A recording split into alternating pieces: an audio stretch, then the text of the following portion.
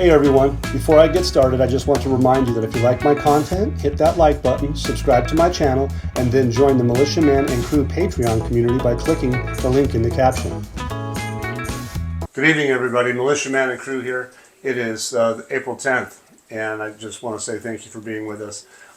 We appreciate every single one of you while being here at patreon.com with Militia Man and Crew. Our Discord chat room is vibrant, and Samson's bringing in amazing amount of news. So if you guys want to come in and join us, that'd be great. You know how to reach us. We got links, so check them out. Anyway, Parliamentary Finance Committee. This is looks like today. Amending the Import Control Authority is a first step towards achieving sustainable development. And basically this one's going to be about maximizing non-oil revenues. And all of it's going to be, well, it's effectively private sector related.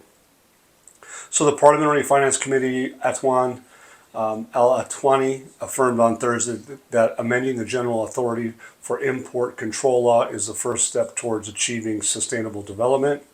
It says the priorities of the Finance Committee at the present time were also reviewed today.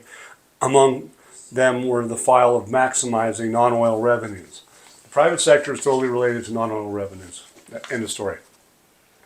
Atwani goes on and says, we're currently working on maturing the amendment law. So in other words, maturing to me sounds like they're just going to be amending the law as time goes on or adjusting it. But anyway, they just say that the General Authority for the Federal Import Control, they have an aim of submitting it for a second reading as soon as possible, as it aims to maximize non-oil revenues. I believe they've already got everything they probably need to get started in place, but then again, they're going to keep making it better and better for investors. The Finance Committee is also finalizing plans to hold an expanded workshop in cooperation with the International Partners Foundation, with the participation of all relevant government agencies to exchange views and consolidate important observations regarding this law. They will contribute to establishing clear and focused mechanisms in its implementation, enabling the authority to develop realistic estimates of state revenues. They're going to need to know how much money they've got coming in and going out. That's all there is to it. So the electronic platforms that they have now, I'm fairly certain that it's going to be quick and easy. He points out the approval of the amendment to the law of this authority and development of realistic plan for its implementation is the accumulation of the efforts of the Finance Committee and a major national achievement during the parliamentary session, as it represents the first step towards achieving sustainable development by diversifying sources of income and moving away from the philosophy of a rentier economy that is entirely dependent on oil. I don't know, you guys. I'm sorry, but the Parliamentary Finance Committee is just now getting on board. I think that the Federal Finance Committee, the Federal Ministry, has been working on this for a long time. And I think they were bucking the system for a long time. But now they're obviously welcome to the party. So anyway, that's my view on it. It's a good article. It just goes and supports the fact that the Parliamentary Finance Committee is on board with Iraq, basically embracing the private sector, and so I'm sure that they're going to get what they want. Are they going to get credit for it? I'm not so sure. Anyway, today, you guys, they published in the Gazette a number 4281, and it talks about salaries, making sure the obligation to pay salaries between the federal government and the Kurdistan regional government. Okay, they talk about indirectly oil, and they talk about Article 12 and Article 12C, Article 2, paragraph C. They don't say 2 anymore, but in this particular article. But bottom line is, they mention it. I would come in and read it. It's from the Federal Supreme Court. It's number 4281. You can go to their website and look at it. You can translate it on your own if you'd like. I put a post in patreon.com, so if you're really interested, it's long. I think it was like, well, according to them, it was 15 pages. But anyway, it's a good read. There's some key components in there that talk about the obligations. It talks about Article 12, paragraph C. It mentions oil and it mentions salaries and that they have to do that. Now, one of my articles I'm going to have tonight, if I missed it already, no, I didn't, but it's a good read. So one of the issues that they talk about, they say first, is an urgent executive order obligating the Federal Ministry of Finance to pay the salaries at all categories of employees of the Kurdistan region for all previous months as well as the observed months.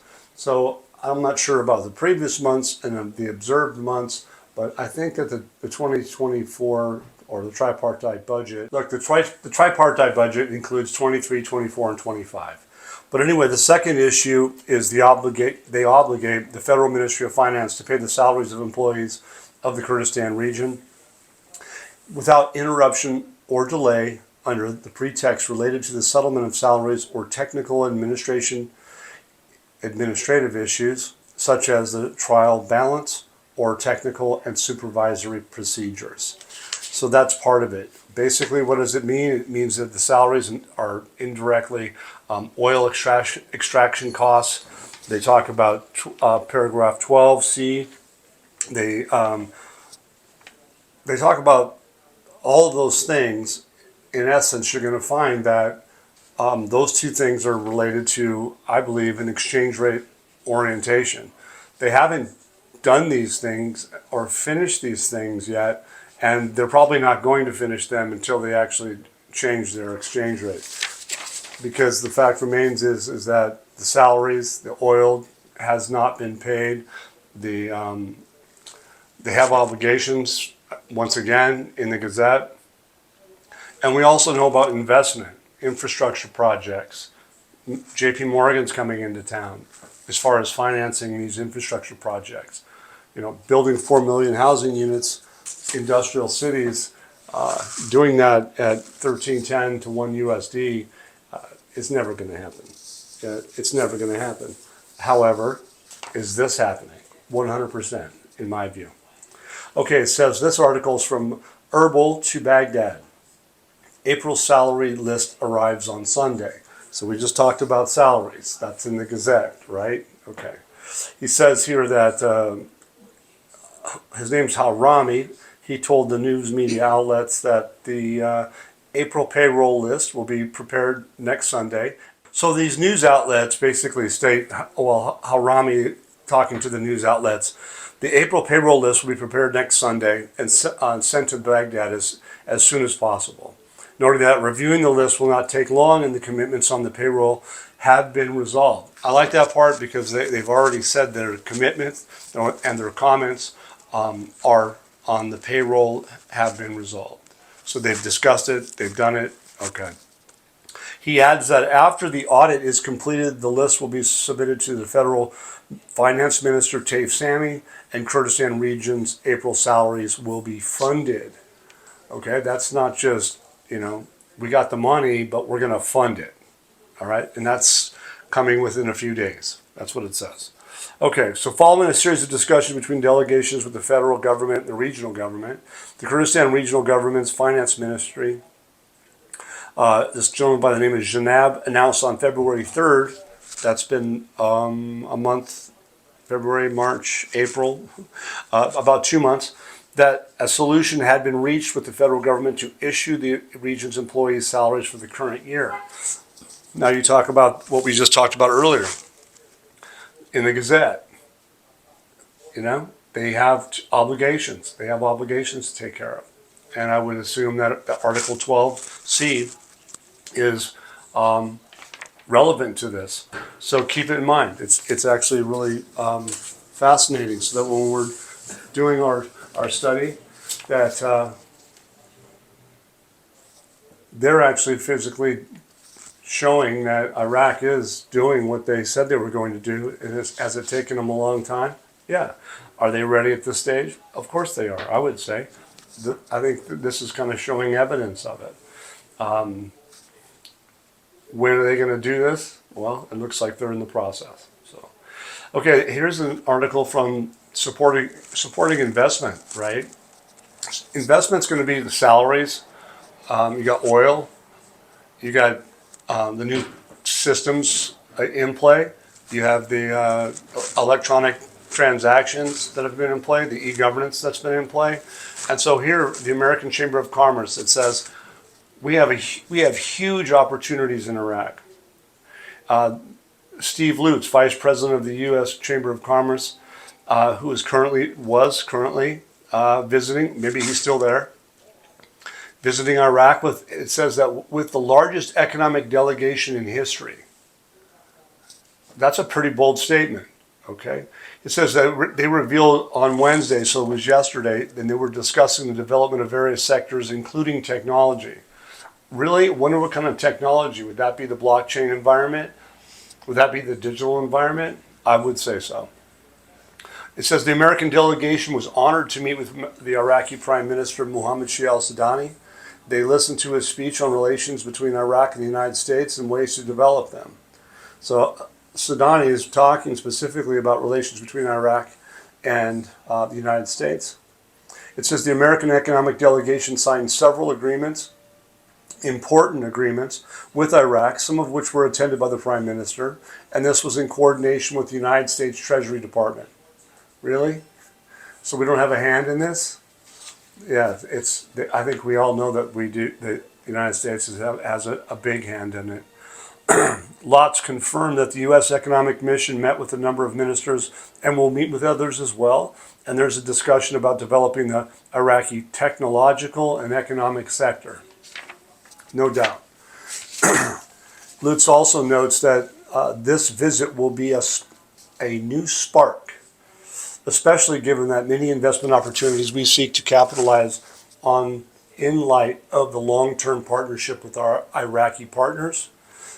It says that American companies have tremendous opportunities to develop various Iraqi sectors in oil and gas, and the U.S. Treasury Department believes that American companies are the strongest and most advanced, and therefore they can compete and outperform other companies.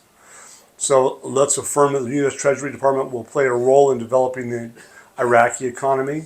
Meanwhile, the head of the Iraqi Economic Council stated that the country is faring better economically today than in previous years. Well, it's nothing new that the United States Treasury and the United States has been involved in this process. The Strategic Framework Agreement proves that. Okay, it says we cannot forget the role of the United States in liberating Iraq from dictatorship. The United States is the world's leading nation in various fields and is one who has the credit for Iraq's liberation. Okay. It says the visit of the American delegation consisted of about 100 figures and more than 60 American companies, is evidence of the progress made in relations to develop the Iraqi economy. It goes on and says that 2 days ago we launched the Private Sector Development Council, headed by the Prime Minister Shia al-Sudani, the first Vice President, the Minister of Planning, and the second Vice President. It says Iraq today is dozen times better off than it was in the past, and we welcome any company that wants to work in Iraq to develop its industry and economy. Well, why would they be able to talking about industry and economy and welcoming anybody?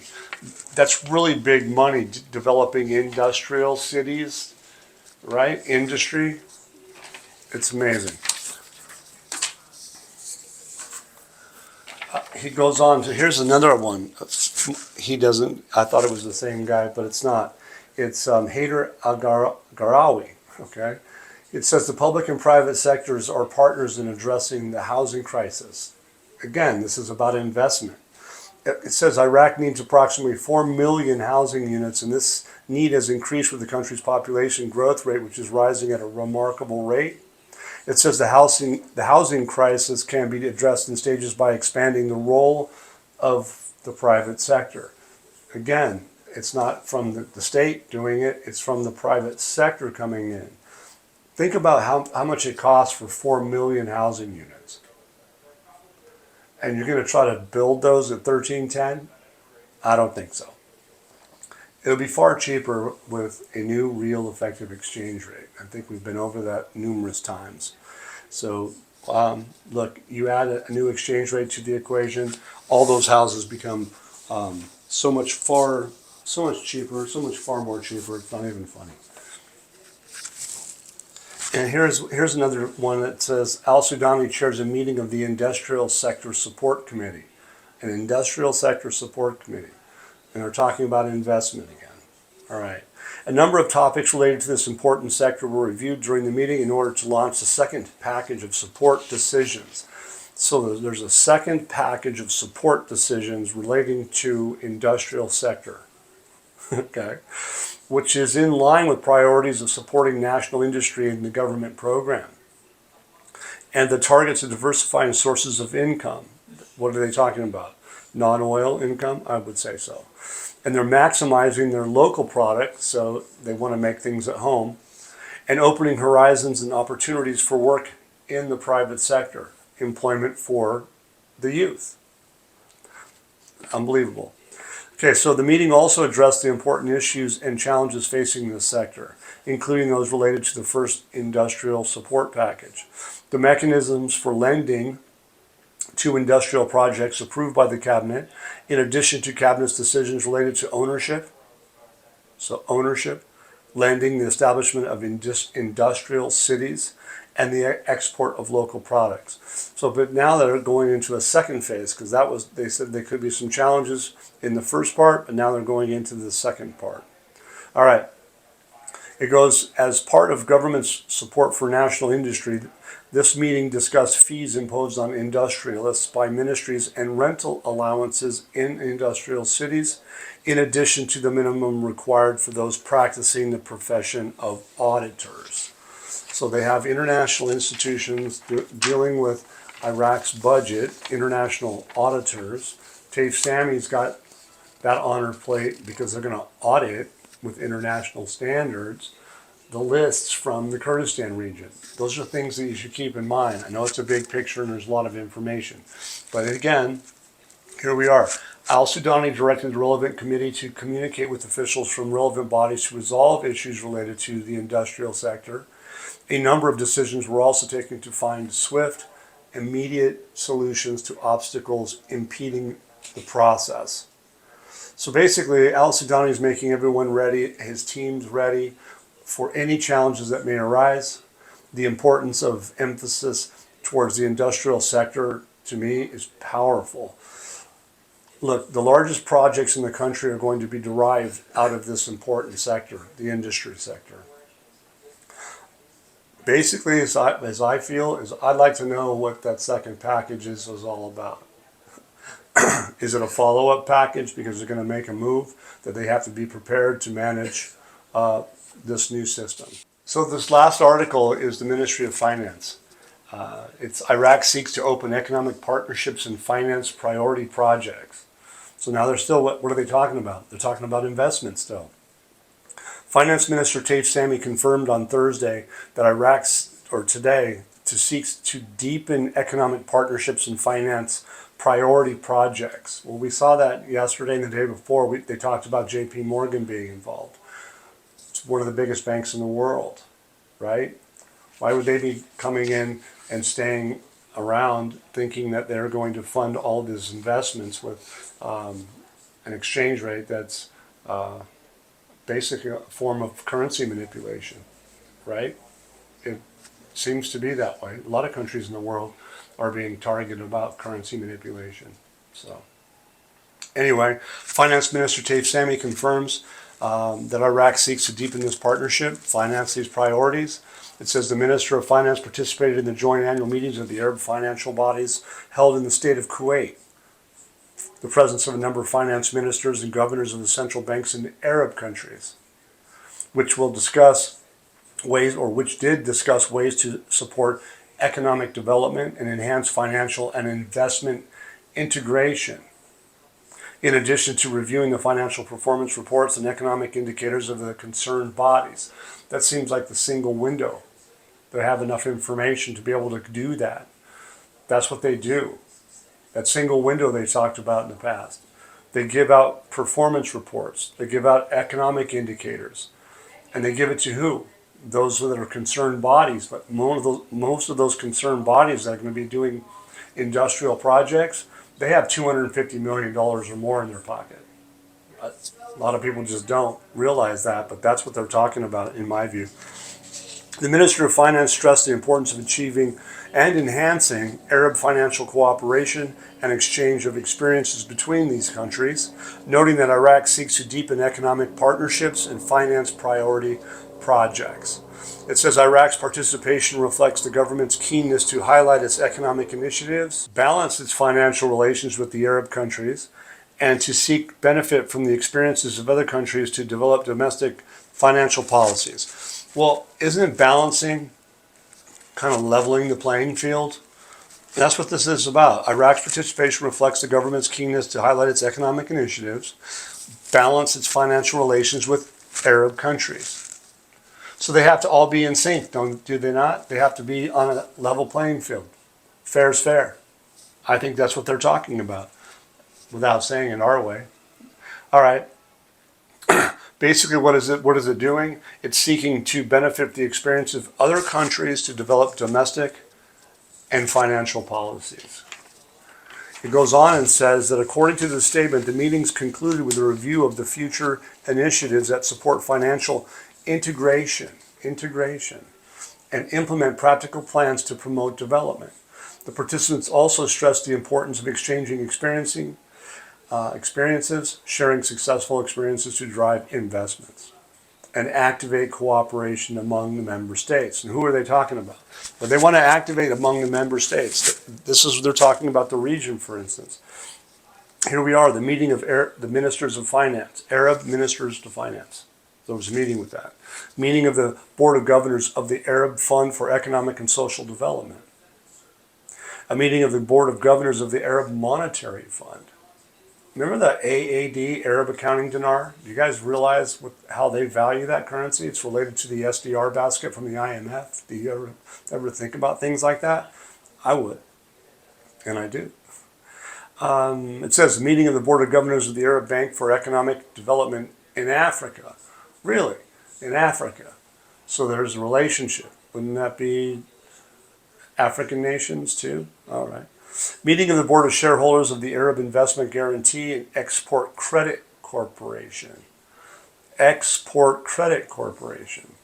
Isn't that about cross-border payments? I would say so. Meeting of the Board of Governors of the Arab Authority for Agricultural Investment and Development. Isn't that one of the big sectors that Iraq's going to be doing now? Did they get their water that they feel comfortable with Turkey because of the Development Road Project? Well, agriculture needs a lot of water, does it not? Sure. Meeting of the Supervisory Board of the Badr Fund to support entrepreneurship. They're going to go after the youth to build new businesses because they're going to have the ability to do so. They'll have the money to be able to do so. To me, this is a massive indicator that Iraq is going to balance her financial position with the region. She's going to balance that financial position with the region. This is about her integration into the global financial system. Basically, I think Iraq is going to utilize other countries' financial experiences as a model in doing so. There's a lot of experience out there. They've had a lot of help for the last 20 years. And they've really moved it forward in the last 2 years under al-Sudani. Their efforts are all for developing partnerships in the financial and then the development respect to priority projects. And that's going to be what we're waiting for. Effectively, they're talking about, I think they've had these meetings because they're ready to go. Look, you're not going to build 4 million housing units, industrial cities, and other major projects at $13.10 to $1 US. I think it's blatantly obvious now. I think it should be by everybody. So anyway, that's what I have for you guys tonight. I appreciate you guys being with us. It's been a great day. It's been a beautiful day. It's been sunny and hot. And I hope everybody's feeling the heat coming up, okay? But enjoy it. And if you like my content, please hit that subscribe button. And if you would like to, we have the donations. You can check down here. And by the way, if you like the merch, you can also check down below and have a pick. Once again, guys, don't forget to hit that like button if you like this content. Subscribe to the channel or join us at the Militia Man and Crew Patreon community for even more exclusive content. You can also donate to this channel by hitting the links in the banner to help keep this page up and running. Your generous support is greatly appreciated, as always. Much appreciated. Thank you so much and have a great day.